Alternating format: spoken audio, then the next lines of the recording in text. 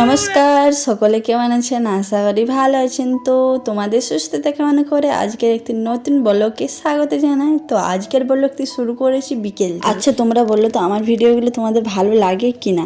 তো যদি ভালো লাগে অবশ্যই কমেন্ট করবে, আর খারাপ লাগলেও অবশ্যই একটা কমেন্ট করে বলবে তোমাদের কীরকম ভিডিও পছন্দ আর কীরকম তোমরা দেখতে চাও, তাহলে সেরকম ভিডিও বানাবার চেষ্টা করো। আর জানো তো সবাই একটা কথা, যদি স্বপ্নকে তুমি ছুতে চাও না, তাহলে স্বপ্নের পেছন পেছন দৌড়াতে হয়, থামলে হয়নি। যতদিন না তুমি স্বপ্নতে ছুটতে পারছো ততদিন তুমি দৌড়াতে পরিশ্রম করতে থাকো, দেখবে স্বপ্ন নিজে তোমার কাছে। তো আমি তাই করছি, তো স্বপ্নের পেছন আমি ছুটেই যাচ্ছি। কতদিন না আমি স্বপ্নতে ছুটতে পারবো। তো তোমরা আমার পাশে থেকো, তাহলে আমি স্বপ্নতে ঠিক ছুটতে পেরে যাবো। তো যাই হোক, মনটা একটু খারাপ ছিল, যেন তোমাদের সাথে এই কথাগুলো শেয়ার করলাম।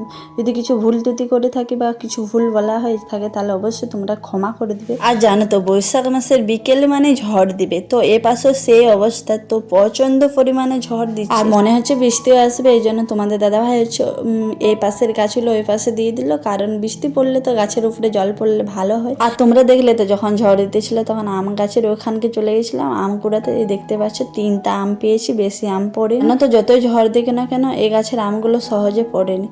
তো আর এই পাশে দেখতে পাচ্ছ অনেক ঝড় শুরু হয়ে গেছে, এই জন্য হচ্ছে জ্বালানা দরজা সবকিছু দিয়ে একবারে রুমে ঢুকে গেছি। রুমে দেখছি কারেন্ট চলে গেছে, তার কিছুক্ষণ পরে বেরিয়ে দেখছি ঝড় বৃষ্টি শুরু হয়ে গেছে। তো তোমাদের দিয়ে যদি কালবৈশাখী ঝড় বৃষ্টি হয়েছিল তাহলে অবশ্যই কমেন্টে জানাবে, ঠিক আছে? এত বৃষ্টি পড়ছে যে কুয়াশার মতন দেখাচ্ছে, আর এর নিচে হচ্ছে রাস্তাতে একবারে ছোটোখাটো নদীর মতন দেখাচ্ছে।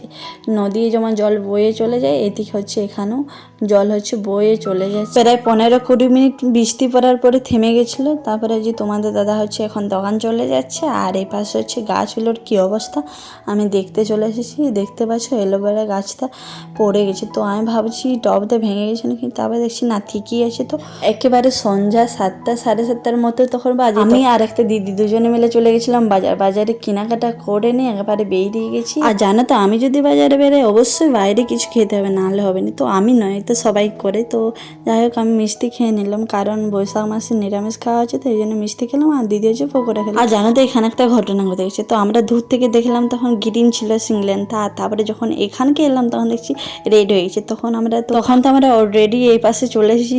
তো আমরাকে এত পরিমাণের লোক তাকাতে ছিল না, মানে সিংলেন যাকে বলে সিংলেন ভেঙে আমরা চলে এসেছি। জানো তো, আমরা এটা ইচ্ছা করে করিনি। দূর থেকে তো আমরা দেখেছিলাম গ্রিন সিংলেন আছে, তারপরে এ পাশকে এসে দেখছি রেড সিংলেন হয়ে গেছে। তো উপায় নিয়ে আমরা পার হয়ে একবারে বাড়ি চলে এসেছি। আর দেখতে পাচ্ছ 2 জোড়া কানের নিয়েছি, আর লিপস্টিক, আর এই যে কামড়ি। আর এসে দেখছো কানের গুলো পড়া হয়ে গেছে। তো শুধু সাজগুজ করলে তো হবে না, এবারে দেখি কি খাবার আছে। তো ভাত আছে, আর এই যে সবজি তো নেই, খেয়ে আলু ভাজার জন্য আলু বানানো হয়ে গেছে। তো ঝটপট আলুটা আমি ভেজে নিই। তো আজকের এই ব্লগটা এই পর্যন্ত। যদি ভালো লেগে থাকে অবশ্যই একটা লাইক, কমেন্ট, শেয়ার, সাবস্ক্রাইব করে দেবে। পরবর্তী ব্লগে দেখা আছে। তো তখন তোমরা ভালো থাকো, সুস্থ থাকো। রাধা রাধা।